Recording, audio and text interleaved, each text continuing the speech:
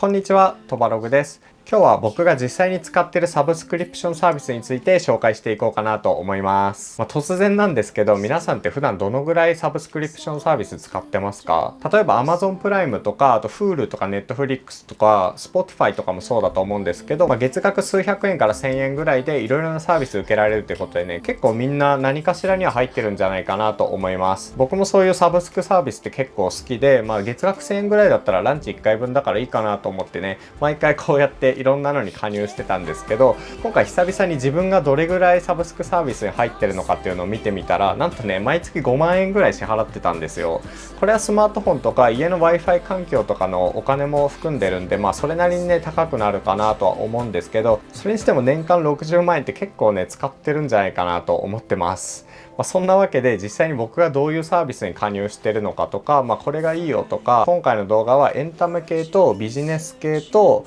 あとライフスタイルっていう3つの大きな項目に分けて紹介していこうかなと思います。まずはエンタメとか、カルチャー系ですね。まずエンタメ系で言うと一番使ってるのは多分ね、Netflix だと思います。Netflix は普段は Amazon の Fire TV スティックっていうやつにつないで、テレビに接続してね、映画とかを見たりドラマを見たりしてるんですけど、大体ね、週に 2,3 回ぐらいは映画を見ていて、僕が加入してるのは Netflix プレミアムっていうプランで、確かね、1980円毎月かかるんですけど、4K の高画質ストリーミングができるっていうことで、すごい綺麗な画質で大きめのテレビでも綺麗に映画が楽しめるっていうことで、これを使っています。今回紹介するサブスクサービスめちゃくちゃ多いんで、こんな感じでね、ちょっとサクサクと紹介していこうかなと思います。エンタメ系で言うと、あとは YouTube プレミアムですね。YouTube プレミアム、今この動画配信してるの YouTube なんで知ってる人もほとんどかなと思うんですけど、例えば動画を見るときに広告が5秒とか表示されるじゃないですか。ああいうのがなくなったりとか、音楽のサブスクとして YouTube ミュージックもこれも広告とかなしで普通にもう Spotify みたいな感じで楽しめるんで、これも契約しています。YouTube はそこまでたくさん見ないんですけど、スマブラの攻略動画とか結構ね見ちゃうんですよ。なので間々に広告が入ってくるとちょっと慣れてきちゃうんで、月額ね、確かファミリープラン今契約してるんですけど、1780円とかなんですよね。1780円で動画に何回見ても広告も入らないし、しかも普通に音楽ストリーミングサービスも楽しめるっていうことで、これはね結構お得なサブスクなんじゃないかなと思っています。それで加入しています。で、僕はファミリープランなんですけど、普通のプランだったら大体1200円とか1300円ぐらいだったと思うんで、もうかなりおすすめのサブスクだと思います。で、あとは Kindle Unlimited ですね。これは前にもね動画で紹介してるんですけど、専門書とか小説とかビジネス書とか、もう雑誌だけじゃなくて、いろんな書籍が月額980円で読み放題になるっていうサービスで、これめちゃくちゃお得だと思うんですよ。例えば今マーケティングの仕事をしてますっていう人だったら、マーケティングの方をバーって検索して Kindle Unlimited に対応してるやつだけを読んだりとか、あと普段ね気になってる雑誌とかがあったら、例えばその雑誌をダウンロードして読み放題したりとか、あと英語の勉強してる人だったらキクタンとかもね対応してたりするんで、そういうのをダウンロードして月何冊も読み放題なんで、それはねすごいお得だなと思っています。詳しくは動画の方で紹介してるんで、ぜひ参考にしてみてください。で、書籍系で言うと D マガジンっていうのもね同時に契約してるんですよ。 D マガジンっていうのはドコモが提供してる雑誌読み放題のサブスクサービスで、これも月額440円で、例えばポパイとか普段読んでるファッション誌とか家電系の雑誌とか450タイトルが、月額440円で読み放題になるっていうサービスなんですよね。 Kindle Unlimited も似たような感じのサービスはあるんですけど、D マガジンの場合だとコンビニの雑誌棚みたいな感じで立ち読み感覚で読めるんで、サクサクいろんな雑誌を試し読みしていきたいっていう時は結構ね D マガジンが便利なんですよね。Kindle Unlimited で読める雑誌とほぼね多分差はないかなとは思うんですけど、気軽に読むときは D マガジンで、家でゆったり読みたいっていうときは Kindle Unlimited を使ってっていう感じで、2つのサブスクサービスを使い分けています。エンタメ系はこんなもんですかね。あと一つ Nintendo Switch Online っていうのに加入してます。僕スマッシュブラザーズをオンラインでよくやってるんですけど、スマブラとか動物の森とかオンラインでプレイする人は加入必須のサブスクサービスなんですよね。月額300円っていいうめちゃくちゃ安い金額で、1日何時間でも制限なく遊べてしまうっていうのがめちゃくちゃいいなと思ってて、これはスイッチでゲームやる人なら別に加入しててもいいのかなと思うサービスです。しかも任天堂オンラインに加入してると昔のゲームが遊べるんですよ。ファミコンとかスーファミとかで、小さい頃遊んでたタイトルを任天堂スイッチでこう遊ぶっていうこともできるんで、今オンラインでめちゃくちゃハマってるゲームがあるっていう人じゃなくてもそういう風にねいろいろ楽しめるサービスになってるんで、これは任天堂スイッチ持ってる人だったらおすすめかなと思います。エンタメ系はこんなもんですかね。前は結構 AWA とか Spotify とか LINE Music とかいろいろね加入してたりもしたんですけど、今もうかなりスリム化されてこのぐらいになりましたね。じゃあ続いては仕事とかビジネス系でよく使っているサブスクサービスについて紹介しようと思います。まずはやっぱり何といっても Adobe ですね。僕 Adobe のクリエイティブクラウドっていうのに加入していて、これは何かっていうと、例えば動画を編集したりとか、あとバナーを作るためにイラストレーターを使ったりとか、写真をね加工するために Lightroom っていうツールを使ったりしてるんですけど、こういうのはね全部 Adobe のソフトなんですよ。で Adobe のソフトって一個一個買うとめちゃくちゃ高いんですよね。本当に数万円とかするものなんで使える人って限られてたんですけど、この Adobe のクリエイティブクラウドっていう5680円で、Adobe のその20種類以上のアプリとかそういうソフトウェアが使えるっていうサブスクサービスが、僕が大学生ぐらいの時にサービスが開始したんですよ。そういうクリエイティブなことをする人にとってはもう必須加入のサブスクサービスかなと思ってて、大学時代に確か学割で加入してそのまま一回も解約せずに今もう6年ぐらいずっと使い続けてるっていう感じです。どういう風に使ってるのかっていうのを簡単に紹介すると、例えば今こう動画を撮ってるじゃないですか。この撮った動画を Adobe の Premiere Pro っていう動画編集ツールに落とし込んで、そこでいろいろ編集していくんですよ。カットしたりとかテロップつけたり音楽つけたりっていうのをして、その後に僕サムネイルをよく撮影してるんですけど、このカメラで撮影したサムネイルを Lightroom っていうツールで画像を自分の好きなテイストに加工して、その後にイラストレーターっていうツールで文字を入れたりとかしてるんですよね。そんな感じでクリエイターって基本的にAdobe のツールを使ったりするんで、そういう人はね大体加入してるかなと思うんですけど、5680円毎月取られるっていう感じなんで結構ね高い気はしています。それでも仕事には欠かせないツールなんでずっと使い続けるって感じですかね。それに付随してなんですけど Adobe のクリエイティブクラウドの追加ストレージを1テラ購入しています。これは何かっていうと、月額1078円を支払うことによって Adobe のねクリエイティブクラウドってそもそもクラウドサービスなんですよね。クラウド上に作成した画像データとかそういうのを置いたりできるんですけど、僕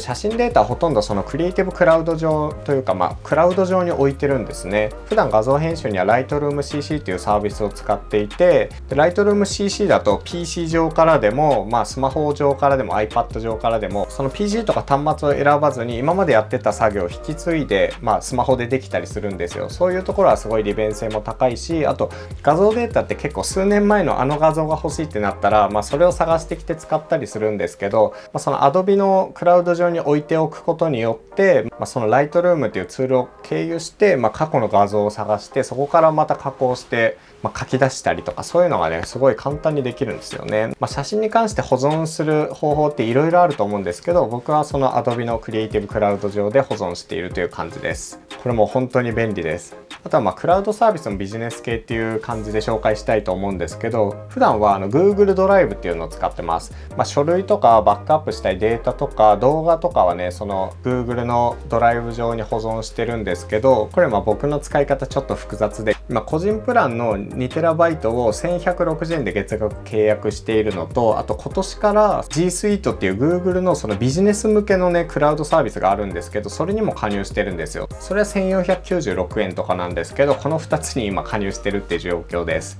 基本的に昔からのバックアップデータとか動画ファイルとかそういういろいろバックアップ系のものは個人の方に保存してたんですけど、最近動画とか YouTube をやるようになって、その動画ファイルとかは G Suite っていうビジネス向けの、法人プランの方に今移し替えているという感じなんですよね。法人プランだと何が違うかっていうと、僕ブログがトバログ .com っていうブログなんですけど、トバログ .com のドメインで、新たに info@tobalog.com っていうメールアドレスを作って、ビジネスメールをそっちにまとめたりとか、あとクラウドのファイルストレージも実質ね無制限使えるんですよね。今1人で契約してるんで、1人だと確か最大1テラとかだったと思うんですけど、アカウント5つ以上だと無制限ファイルアップできるんですよ。動画ファイルってこうやって喋ってるだけの動画が30分でも20ギガとかになっちゃうんですよね。でそれで10日分動画を撮りましたってなったら、それだけでね200ギガになって、でそれで1年間 YouTuber やりましたって言ったら何テラバイトもストレージが必要になってくるんで、もう本当にね自宅用の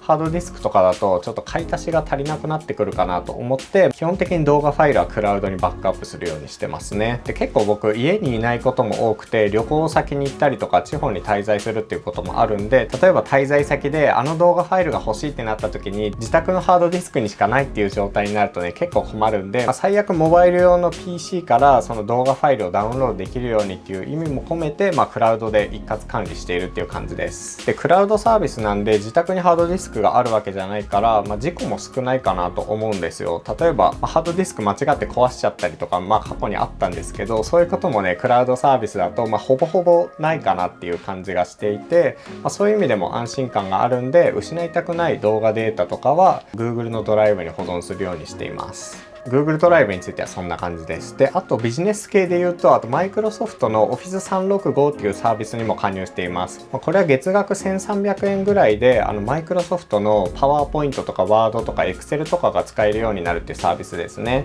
で、それプラス僕はほぼ使ってないんですけど、OneDrive っていうクラウドサービスが1テラ分追加料金なしで使えるっていう感じなんですけど、結構やっぱ企業とやり取りするときって Excel のファイルとか Word で送ってくださいとかもあったりするんですよね。僕自身はほとんど使わないんですけど、その相手に送るために Excel データを作ったりとか、そういう時にね Office365 っていうのは活用できています。最近は本当に Google ドライブでも似たようなことできるし、 Excel データとして書き出しもできるんで、解約してもいいのかなとは思ってるんですけど、どうしても Microsoft の Office でしか扱えないデータがあるってなった時とかはこれで契約しておくと月額1300円で使い放題なので、便利に使えるかなっていう感じですね。ビジネス系で言うと、あとは会計フリーっていうのにも登録していて、これは確定申告をしたりとかする時に必要な会計ツールですね。これも1200円いかないぐらいで使えるし、その月額の売上データとかも見られるんで、UI も綺麗だし使いやすいってことでフリーを使っています。で僕結構ビジネス系はこんな風にサブスクで契約できる限りするようにしてるんですけど、なんでかっていうと、ソフト買い切りだと例えば決められた数の PC にしかインストールできないということも結構あるんですよ。例えば Microsoft Office とかも、最近はどうだかわかんないですけど、プロダクトキーっていうのがあって、CD-ROM からダウンロードするときに実際にそのプロダクトキーと紐付けた PC でしかインストールできないみたいな、そういうことがあったりするんですよね。僕結構 iPad 持ってたり MacBook 何台か使い分けたりとかね、いろんな PC とか端末を使い分けるタイプの人間なんで、買い切り版だといくつあっても足りないんですよ。で結構ね早いスパンだと半年とかで PC 買い替えたりとかもしちゃうんで、そういう買い切り方はねできるだけ避けるようにして、月額を支払えば PC を買い替えてもまたインストールできるっていう感じになるんで、僕みたいにいろんな端末使い分けるっていう人にはやっぱりねサブスクが便利なのかなと思っています。でエンタメ系とビジネス系を紹介したんで、次はライフスタイルとかそういうのについて紹介しようと思います。でライフスタイル系のサブスクサービスなんですけど、ライフスタイル系で言うとこれですね。ガジェットって言ってもいいのかなとは思うんですけど、ドコモの SIM を契約しています。プランは結構前のやつなんでギガホとかに契約切り替えしないといけないんですけど、これも月額1万円ぐらいですかね。確か20ギガまでのデータ使い放題プランで1万円ぐらいだったと思うんで、割と高いっちゃ高いんですけど、どこに行ってもお昼時でも大体安定した速度を保ってくれるんで、価格よりもスピード重視っていうことも多いんで、格安 SIM っていうよりかは今ドコモを使ってるって感じですね。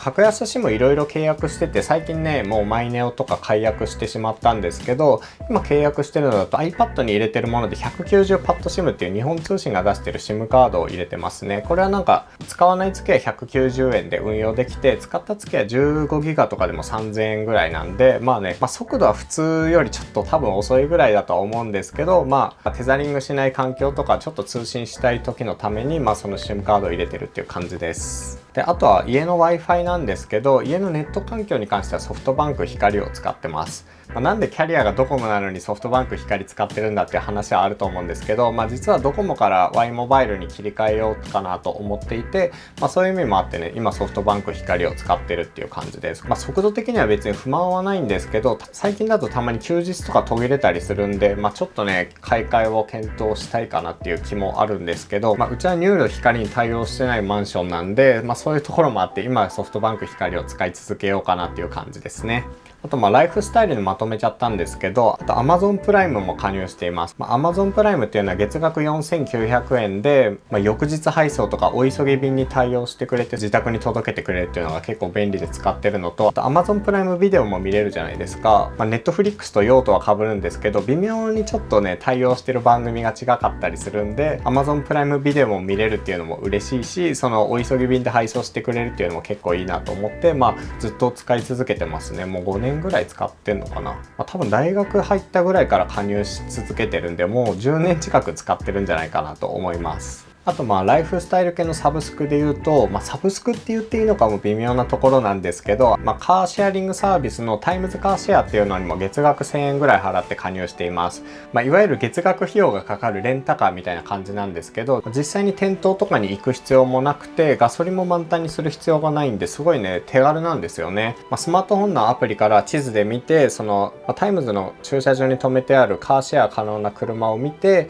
予約をするとすぐ乗り出すことができるんですね。会員カードみたいなのがあって、それを車にかざすと鍵が開くっていうシステムになっててすごい面白いんですけど、例えば今から買い物行こうと思った時に車で行きたいなっていう時はそのアプリから予約をすればすぐ乗り出せるし、確かキャンセルとかも当日中とかでも全然行けるんですよ。その実際に予約した時間より前にキャンセルすればキャンセル料もかかんないっていうことなんで、かなりね手軽なんですよね。だいたい1回使うと保険も合わせて8時間とかでガソリン代込みで6000円とか8000円ぐらいだったかな。そのぐらいなんですけど、実際に車を買って東京都内の駐車場代も払って、で自動車の税金も支払ってガソリンも払ってってなると、かなり莫大な金額が車を維持するのに必要だと思います。でも月 1,2 回出かけるとかそのぐらいだったらカーシェアで契約した方が月額1000円プラス8000円で、だいたい1万円以下に基本的には収まるっていう感じだと思うんで、都内に住んでるんだったらかなりありなのかなと思っています。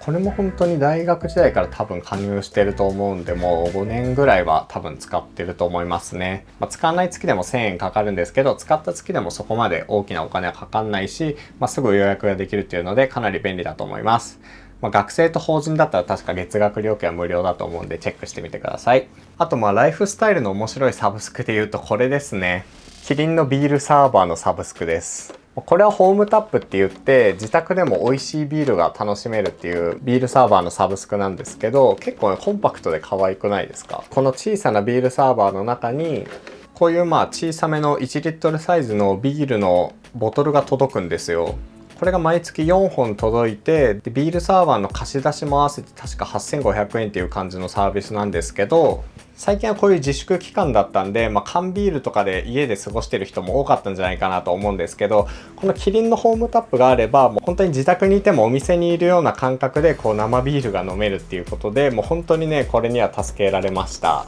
月額8500円とかで結構高めなんですけど、普段は飲めないような美味しいビール、これグランドキリンの IPA っていうビールなんですけど、こういうのも本当にタップでグラスに注いですぐ飲めるっていう感じもあるし、本当にねこれも小さくて可愛いし飲み切りやすいサイズ感なんで、かれこれ1年ぐらい契約し続けて、ビールを飲んだり楽しんでいます。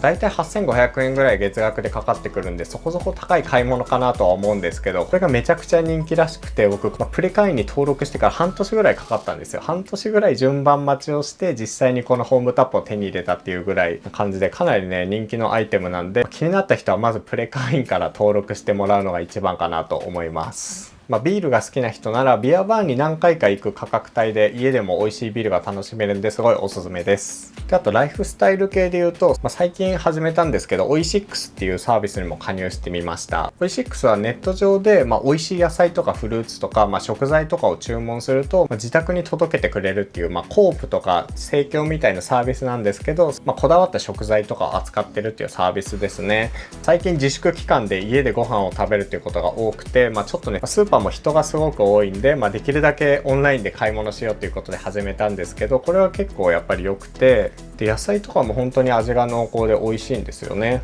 でそのオイシックスの月額会員で1400円ぐらい払うとプライムパスって言って、注文するたびにだいたい牛乳とか卵とかそういうのがで3品まで無料で選べて実際についてくるっていうものがあるんですけど、そのプライムパスっていうのに今加入して使っています。で1回の注文につき3品まで無料でそういう牛乳とかがつけられるんですけど、我が家は定期便みたいにしていて、毎週月曜日にミールキットとかその食材とかと一緒に3品届くようにしてるっていう感じですね。でプライムパスに登録するとその野菜とかフルーツとかも 20% オフで購入できるんですよ。そもそもちょっといい野菜が来るんでスーパーよりもちょっと高めっていうのはあるんですけど、そういうこともあって、今回はそのオイシックスのプライムパスっていうのに加入していますという感じです。